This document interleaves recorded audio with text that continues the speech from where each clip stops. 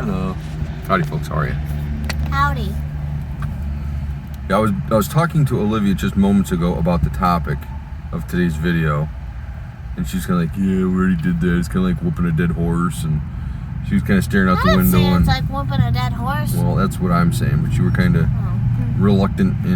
But as soon as I put the phone up or the camera up here and it started to get ready to push play, she's like, "Hi!" Yeah. Her 15 seconds of fame. She don't care why or how, right? Sure. Right, baby? Right, baby? Sure. I love you. Love you more. No, maybe I am kind of whooping a dead horse on this, but I want to talk about gambling and voting. Gambling, when you go to like a lottery machine or a retailer, to buy a lottery ticket, you have visions in your head of winning millions or multi-millions jackpots, in all for $1, right? Your meek, lowly dollar you're hoping is going to make you millions in return, right? And you're hoping that it's going to fulfill your fantasies beyond imagination, right? Of being wealthy and Right. rich. And what actually ends up happening is you are paying to make somebody else very, very wealthy and happy and rich, right? It's gambling is counterproductive to the dream, right? If the dream is money, gambling is the opposite of that dream, right? I mean, gambling, you're giving money and you get absolutely nothing in return.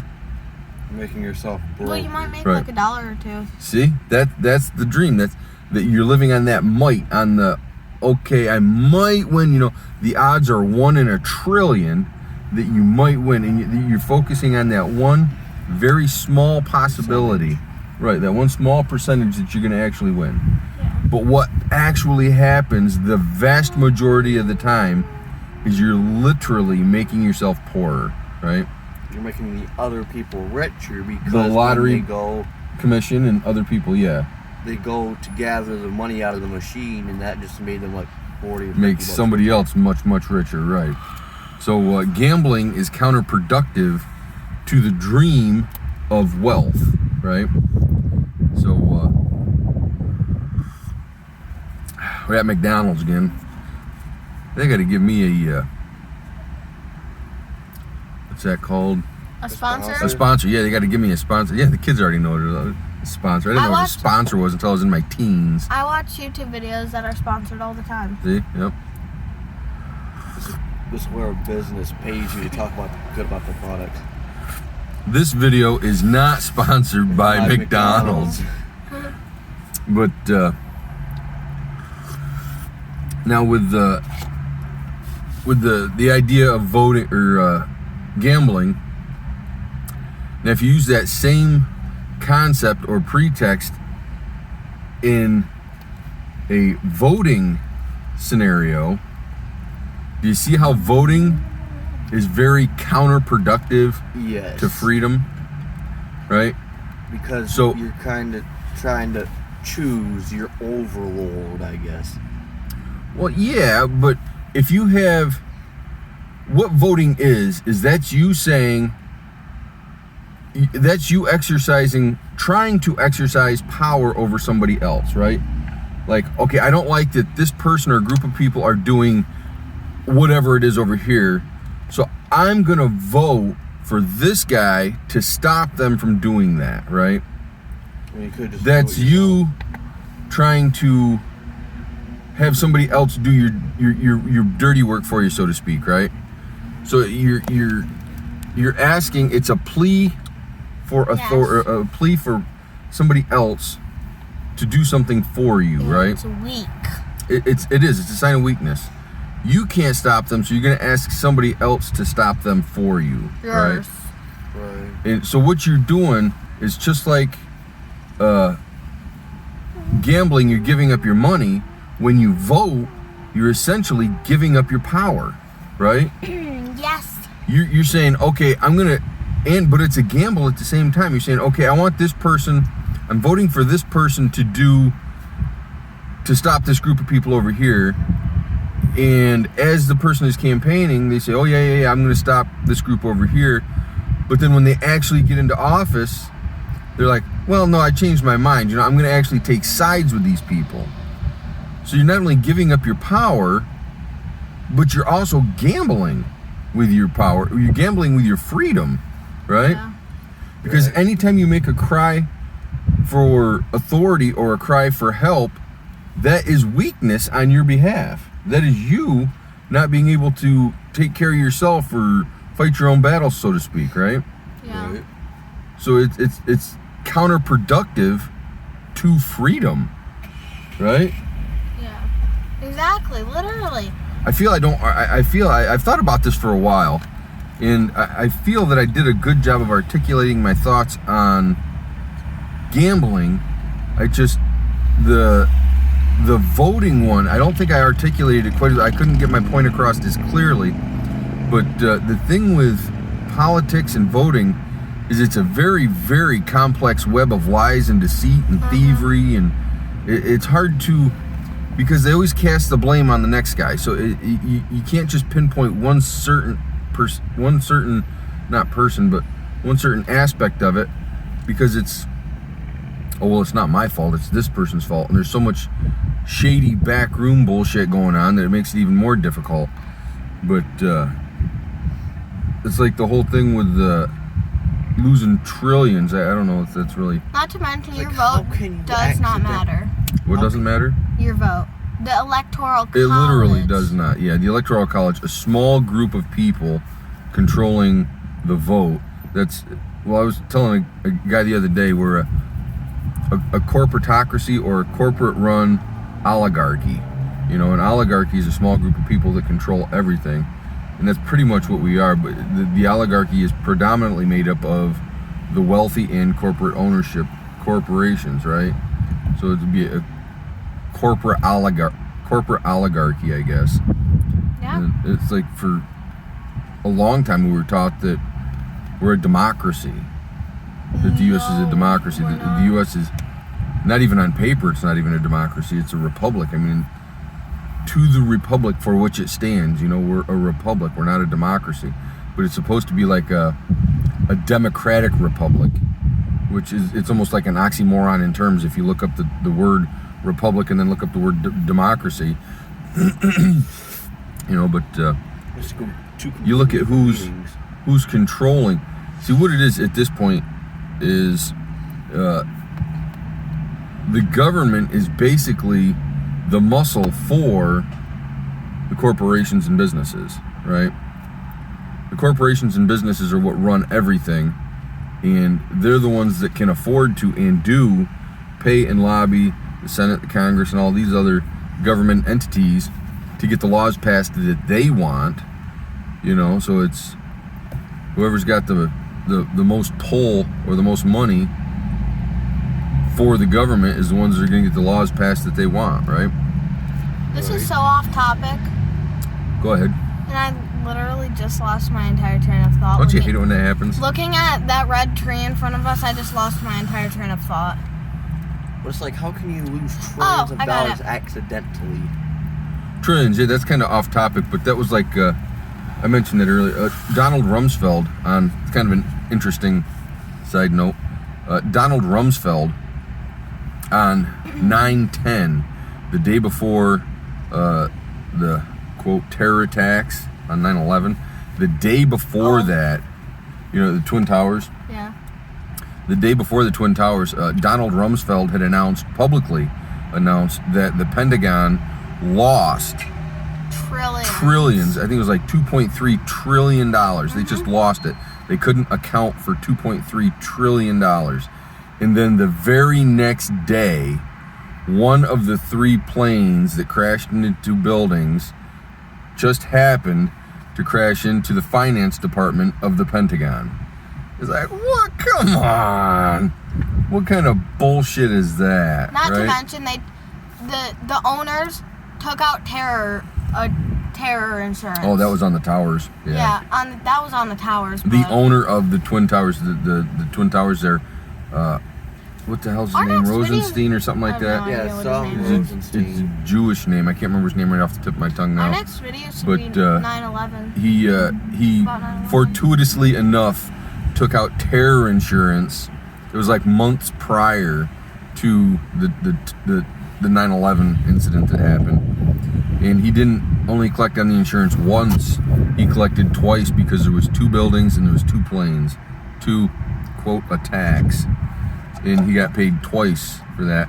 And the owner, his son, and his daughter, all of whom They're ate usually breakfast every day On the top floor. on the top floor. And that one day, they weren't None of there. them were there. I was like, come They were on. on like a ship somewhere. I don't know, they were jogging around Central Park. Oh, yeah. It's like, what a coincidence. Any other day of the week, but they wanted to go for a walk through Central Park that That day. one day. Like, come on, get out of here. That one day that they said Yeah, I skip didn't- breakfast. There's just too many coincidences on that day. So we're going to get sidetracked and go on our Oh, 9/11. We can talk about 9/11. I mean, we're not too far away from it. We're only about a month late.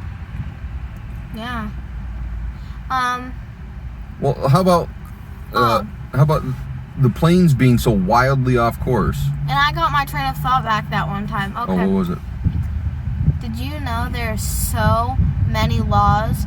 The average person commits, what is it, 3 felonies? 3 felonies Every a day. day. Yep.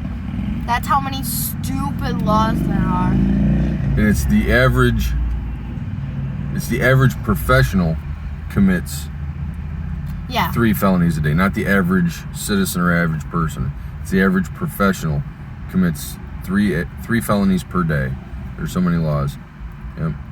And And then most we of were our talking laws about should not 9/11. even exist according to our Constitution, because quite No. simply, the 6th Amendment. I think we talked about this before. We're If- not if allowed there to- is no victim, there is no crime, right? You have a right to face your accuser in the court of law.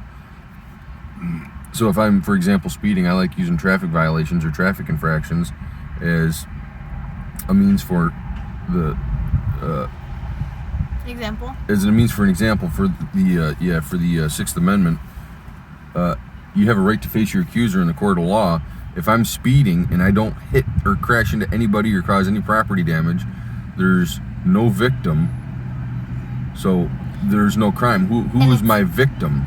It's also You know, innocent until proven And, guilty, and the state and you're can't. not guilty. And the state can't be a victim in legal terms. The state or the government is legal fiction.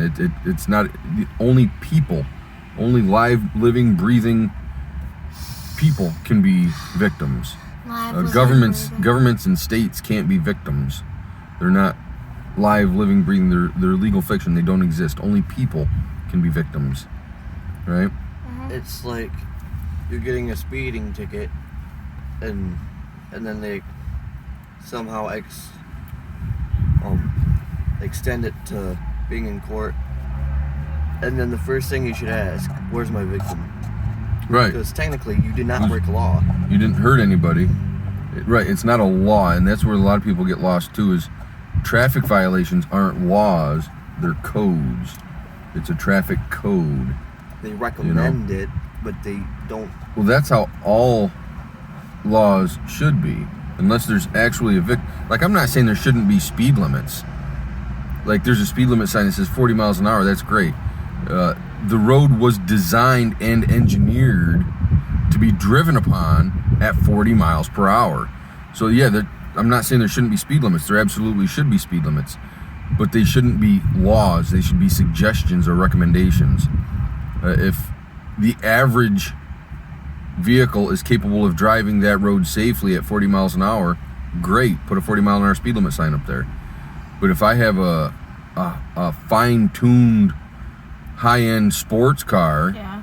that handles like it's on rails, and You can easily go 90 on and I'm there. familiar with the road, and it's late at night, and I'm easily able to do 80 on it instead of 40, and I want to go 80 on it, why not? Do 80. And if you total But your if car, I do get in an accident, or I do cause harm or damage, that speed limit sign should be used against me.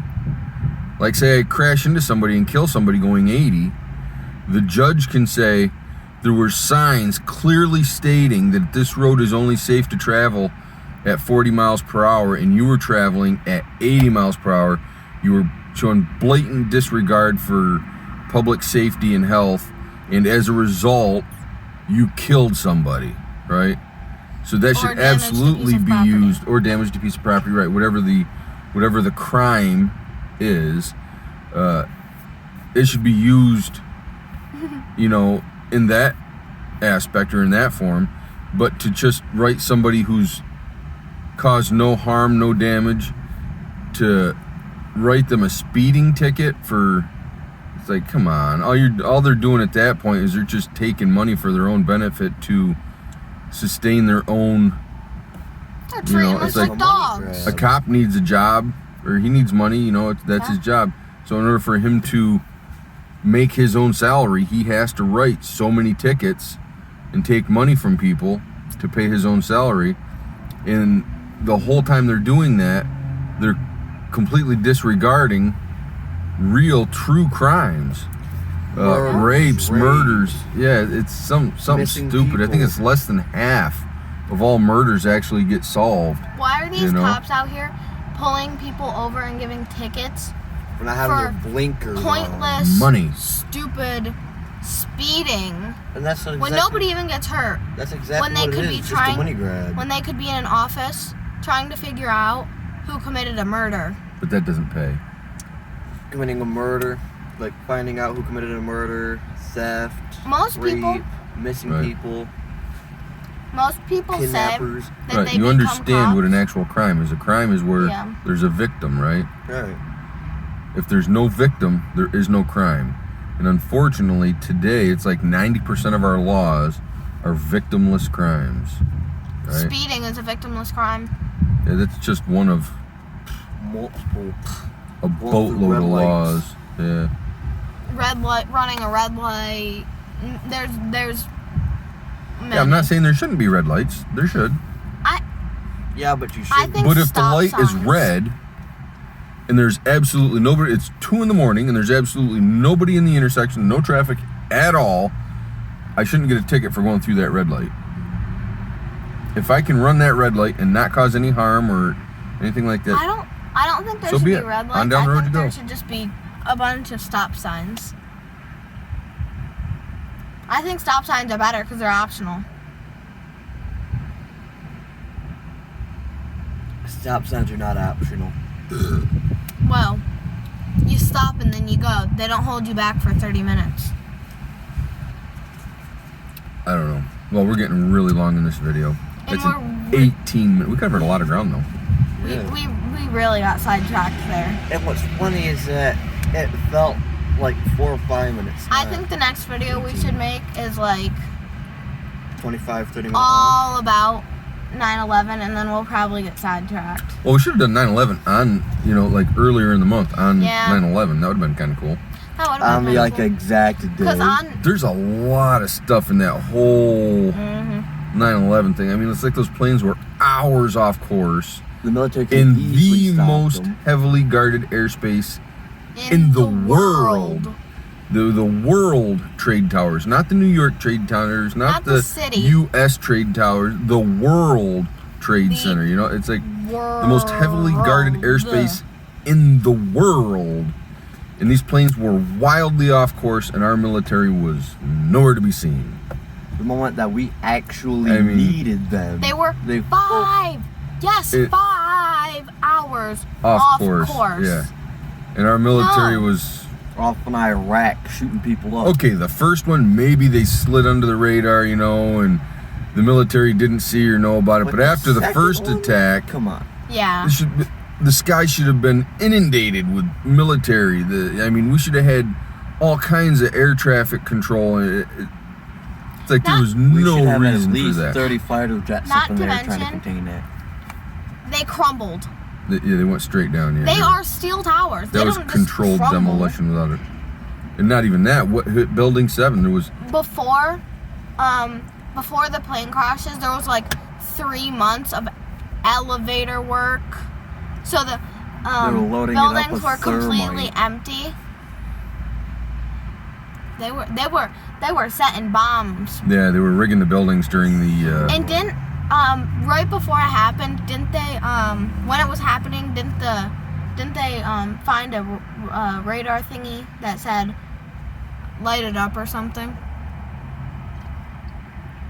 No, it was pull it. Pull it, yes, and that usually means And you pull could the see the trigger sides for. blowing out. You don't Yes. see that. It just Not to mention the planes went completely through. We've talked about this a time or two. Yeah. Yeah, an Only a aluminum aircraft would not penetrate No, a steel Like a a building. concrete fortified steel building. No. it won't just- even go through a duck. The most it would. Yeah, if you if an airplane gets hit by a goose or something, it dents in the whole nose of the plane and wads up the front end of it. So it's like, and that's just a goose, you know, that's like a 20-pound goose. But you're gonna try to tell me An that entire steel building. No. it penetrated an entire concrete fortified steel building? Get out of Not here. even to mention that the plane, the building's structures were meant to handle much, like 10 times bigger than the planes that actually flew into it. Yeah, the towers were literally designed to withstand aircraft impact, And and they then were designed to withstand aircraft impact of larger planes than what actually impacted them. most people say, but what That about was- the jet fuel, Dad? Well, jet fuel is pretty much nothing more than glorified kerosene.